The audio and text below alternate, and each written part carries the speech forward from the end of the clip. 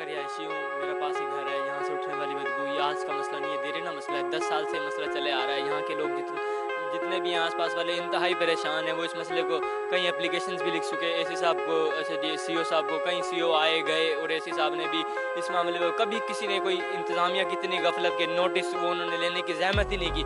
पहले MNAs MPAs वो ऐसे सोए रहते थे। अब जो नई हुकूमत है, अब इनसे हमारी कोशिशें हैं कि इंशाल्लाह इस मसले को हल कराया जाए। मीडिया का किरदार है, मीडिया वाले हमारी मदद करें और मेहरबानी करें हमें इस मसले से निजात दिलाएं। ये एक इंतहाई बड़ा मसला है, ये एक इंतहाई बड़ा मसला है। ये आपका शुक्रिया अदा करते हैं अगर ये मसला हल हो जाए। इंतज़ामिया सोई भी है, इंतज़ामिया गफलत का शिकार है।